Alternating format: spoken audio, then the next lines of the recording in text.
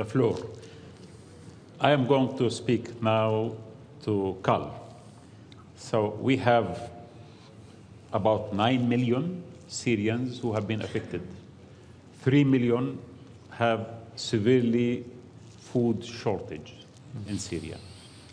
And the World Food Program has reduced or has been not capable of providing the same budget even currently to the Syrian people. Where are we heading with this? I mean, again, we are in the same loop. We are asking an administration to fulfill certain duties, but the most important duty towards its people is not being enabled for them to fulfill. So don't you think that we are, all of us are moving in a vicious circle?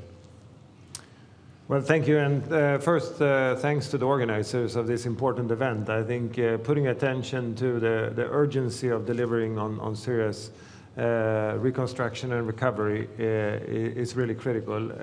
It is a now or never moment in Syria, and the investment needs to be stepped up. You know, the World Food Program is on the front lines in Sudan, in Gaza, in Yemen, in all the crises across the globe. And in all of those, the situation, if anything, is deteriorating. The one exception we now have is Syria, where there is a window of opportunity for improvement. And a lot has changed in Syria over the past 4 months, as we heard. But what has not changed is the suffering of the people, and particularly the most vulnerable.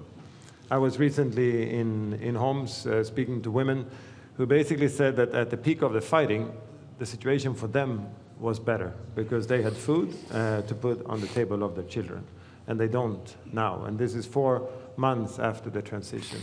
As it comes to WFP, 3 years ago, we were able to assist 5 million people.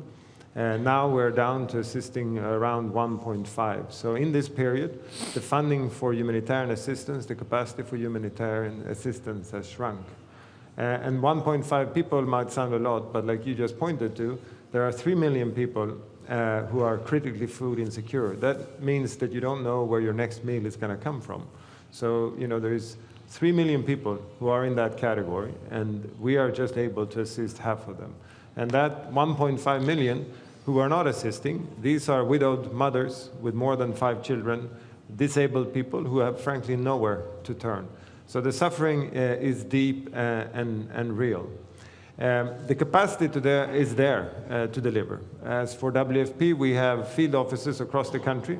Throughout the war, we've been working in all areas. We have the infrastructure, we have the capacity, we have the staffing. What is lacking is really the money. There are 3 areas that we would like to invest in. One is the more urgent need in putting food on people's tables. In this, we would really like also to quickly recover the bakeries to be able to put bread, warm bread, into the hands of people. We know that also has a psychological impact. We did that during the ceasefire in Gaza.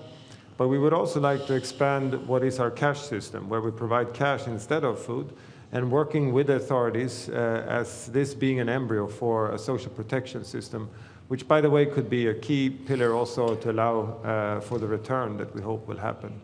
And then finally also, we are not in a development agency, but we can contribute to some early recovery initiatives to get farmers back on their land for the food system to start recovering.